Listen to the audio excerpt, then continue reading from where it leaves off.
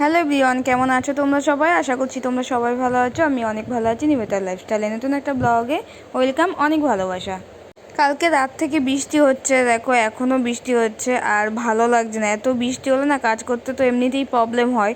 আর সব সময় বৃষ্টি হলে জামা কাপড় শুকানো হয় না, একদম সব জামা কাপড় ভেজা। আর ঘরের মধ্যে দড়ি টাঙিয়েছি, ঘরের মধ্যেই মিলে দিচ্ছি। কি করব, বৃষ্টি হলে না কাজে তাল পাওয়া যায় না। সারাক্ষণ যদি বৃষ্টি হয় কার না ভালো লাগে। মাঝে মাঝে বৃষ্টি হলে ভালো লাগে, আর সবসময় যদি বৃষ্টি হতেই থাকে একদম বিচ্ছিরি লাগে ব্যাপারটা।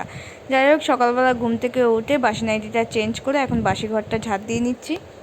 মেয়ে তো আমার সঙ্গে উঠে পড়েছে, ওকে খেলনা দিয়ে দিয়েছি আর ওর বাবাকে বললাম যে তুমি ওকে ধরো।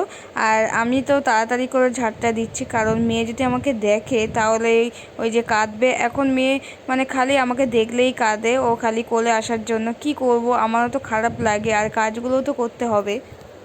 ওর বাবা দুজনেই চাদর মুড়ি দিয়ে শুয়ে আছে। তো যাই হোক, আমি এই ফাঁকে ঘরটা এখন ঝাড় দিয়ে নিচ্ছি।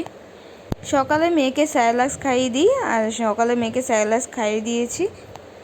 মেয়েকে তো এমনিই রাত্রেবেলাতে 3বার খাওয়াতে হয়। একবার তো রাত 12টার সময় খাইয়ে ঘুমিয়ে পড়ি, তারপরে আবার 2টোর দিকে খাওয়াই, 4টের দিকে খাওয়াই, আর একবারে সকাল 7টা বা যখন আমি 6টার দিকে উঠি তখন খাইয়ে দিই। আজকে একদম উঠতে ইচ্ছা করছিল না, আর সারা রাত যেহেতু উঠতে হয়, আর একভাবে ঘুমালে না ঘুমটা ক্লিয়ার হয়, কিন্তু বারবার ধরো উঠা বসা করলে আর ঘুমটা হয় না। তো একদম আজকে উঠতে ইচ্ছা করছিল না, মনে হচ্ছে একটুখানি শুয়ে থাকি, ঘুমাই। কিন্তু শুয়ে থাকলেই লেট হয়ে যাবে, আর জানোই তো বাচ্চা থাকলে অনেক কাজ থাকে, আর টাইমে বাচ্চাকে না খাওয়ালে তখন অনেক প্রবলেম হয়ে যাবে। আর এদিকের কাজগুলো আমি একে একে সেরে নিচ্ছি। আর এখানে জল বসিয়ে দিয়েছি, মেয়ের জল শেষ হয়ে গেছে। আর এখানে লিকার চা আমি করব, চাও বসিয়ে দিয়েছি। আর এখন আমি ব্রাশটা করে চলে এসেছি, আর এই যে চা পাতা দিয়ে দিলাম। সকালে যদি একটুখানি চা খাওয়া হয় না, কাজের মধ্যে একটা এনার্জি পাওয়া যায়, সেই জন্য আমি চাটা আগে খাই। আর যাই হোক, লিকার চাটা আমার বেশি ভালো লাগে। আর চা খাওয়ার পর তাড়াহুড়া করে কাজ সেরে যে আমি এখন 3 পিস মাছ ছিল, মাছটা ভেজে নিয়েছি, আর মাছের ডিম ছিল, মাছের ডিমটাও ভেজে। আর এখন আমি মশলাটা করে কড়াইয়ে দিয়ে এসেছি, কষাচ্ছি। গ্যাস কমিয়ে এসে এখন তাড়াহুড়া করে ঘরটা মুছে নিচ্ছি। গ্যাস কমিয়ে দিয়ে আমি অনেক কাজ সেরে নিই। আর এখন দেখো ঘরটা মুছে নিচ্ছি। আর অনেক বাসন ছিল, সকালে তো অনেক বাসন ছিল, বাসনগুলো ধুয়ে নিয়েছি। আর তারপরে বুঝতে পারছো, রান্না করার পরেও অনেক বাসন হয়। এখন আমি কি করি, রান্না করতে করতে যে অল্প কটা যে বাসনগুলো হয় একটা দুটো, ওটাও একে একে ধুয়ে নিই। রান্না করার পর কমপ্লিট হয়ে গেলে তখন কম বাসন হয়, শুধু কড়াই থাকে, টুকটাক বাসন থাকে। দেওয়ালকে বললাম তুই আমার মেয়ের সাথে খেলা কর, আর কেউ ধরার এখন নেই, সবাই সবার মতন কাজ করতে ব্যস্ত।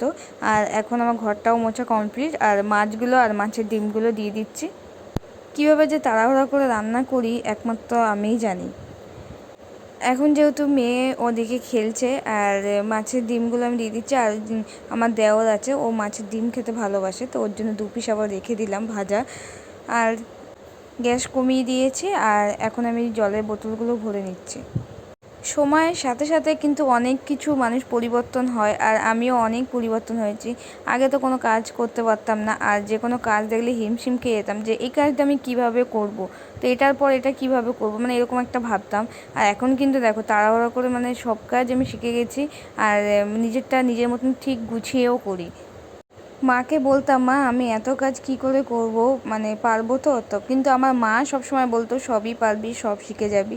আর সত্যি, নিজেও মা হয়েছি, মা হওয়ার পর কিন্তু অনেক চেঞ্জ হয়ে গেছি, আর অনেক কিছু শিখেও গেছি।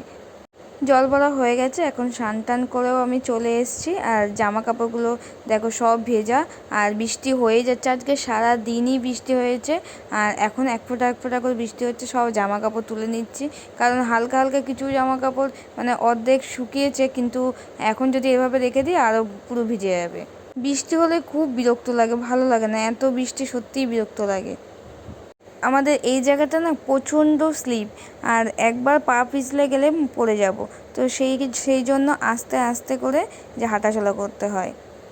মেয়েকে স্নান টান করে খাইয়ে দাইয়ে ওকে ঘুম পাড়িয়ে দিয়েছি।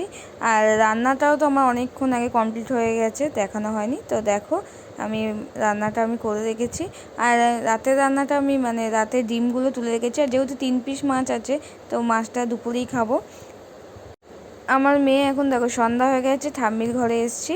ওর দাদা ভাই আছে, ও দাদা ভাইয়ের সাথে সন্ধ্যাবেলা একটুখানি খেলা করে, তারপরে খেয়ে দিয়ে ঘুমায়।